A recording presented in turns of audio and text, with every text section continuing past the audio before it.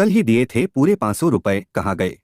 कहाँ जाएंगे, लालू को दे दिए मैंने। पूरे 2000 रुपए का उधार चल रहा है। 500 रुपए दिए तब जाकर दाल और चावल दिए उसने कल।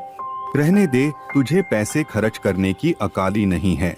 अब से तुझे एक पैसा नहीं दूंगा। ठीक है, फिर अब की बार लालू से राशन तुम ही लेकर आओगे। घर में एक मसाला नहीं है ना, धनिया है ना, हल्दी बताओ कैसे बनाऊं? अफो, इस औरत का तो रोना ही कभी खत्म नहीं होता भाई। ये कहकर कमल गुस्से से बाहर चला गया और उसकी पत्नी रेखा रोने लगी। रेखा बहुत ही गरीब परिवार से आई थी। उसके पिता एक छोटे कुमार थे। उन्होंने राघव से उसकी शादी करा दी थी। शादी के बाद दोनों को एक बेटा हुआ जिसका नाम रोहन था। शादी के बाद कुछ वक्त तक तो राघव बड़ा अच्छा और मेहनती था। रेखा घर पर रहकर मटके और सुराही बना रही थी और राघव दिन भर उन्हें बेचता था। लेकिन कुछ वक्त बाद ही राघव को शराब की लत लग गई और फिर वो एक नंबर का शराबी और आलसी बन गया। वो जितने पैसे कमाता सबके सब शराब में उड़ाने लगा।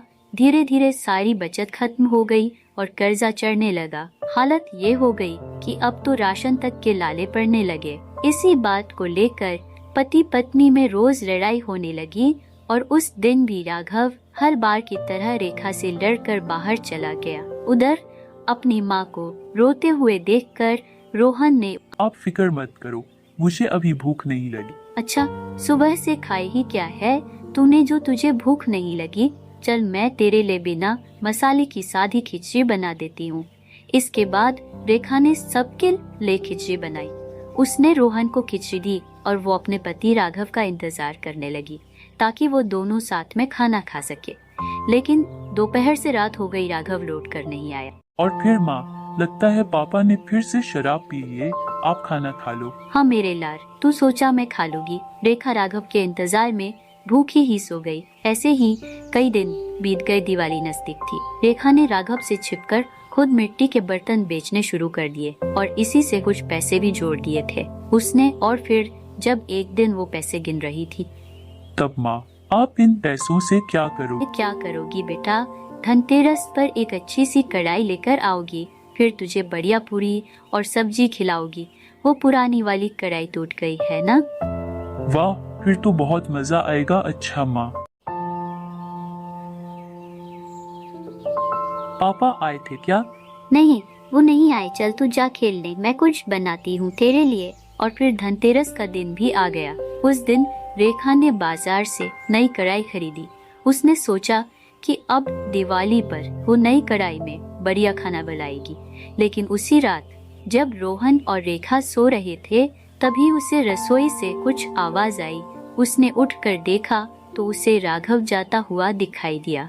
उसने राघव को बहुत आवाज दी लेकिन वो नहीं रुका। तभी रेखा की नजर रसोई पर पड़ी जहाँ एक भी बर्तन नहीं था, ना ही नई कढ़ाई और ना ही पुराने बर्तन।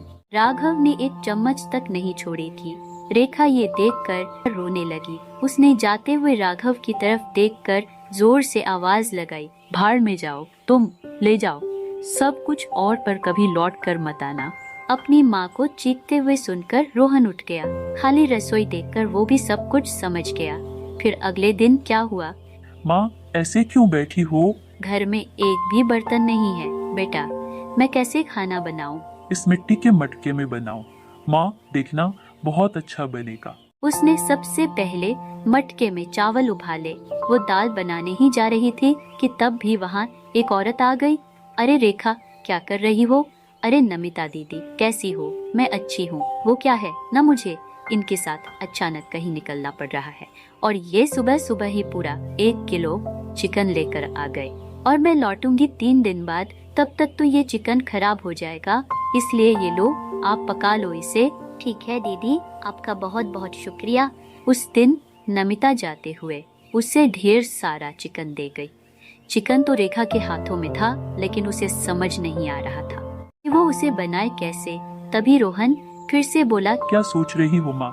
बेटा चिकन तो आ गया लेकिन बनाओ किसमें? चावल निकालकर उसी मटके में बनाओ माँ, मजा आ जाएगा। पहली बार मटका चिकन खाकर। ये कर तो सकते हैं। और फिर उसने उसी मटके में चिकन बनाना शुरू किया। बहुत देर बाद वो चिकन बना रही थी और मटके में तो पहली बार जब चिकन बनकर तैयार हुआ तो उसमें बहुत ही अच्छी खुशबू आ रही थी। रेखा ने रोहन को चावल के साथ चिकन दिया और फिर पहला निवाला खाते ही रोहन उंगलियां चाट चाट कर चिकन चावल खा रहा था। ये देखकर रेखा की आंखों में खुशी के आंसू आ गए। तभी वो कुछ सोचकर उठी और वहाँ से सीधा गांव के सुनार के पास पहुँची। उसने अपना मंगलसूत्र सुनार के पास गिरवी रख दिया और उससे मिले पैसों से कुछ बर्तन खरीद लाई। इसी तरह शुरू हो गया उनका मटका चिकन चावल का ठेला।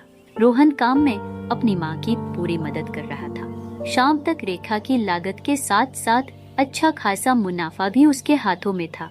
रोहन एकदम सही था। गांव के लोगों को मटके में बना चिकन और चावल बहुत पसंद आए।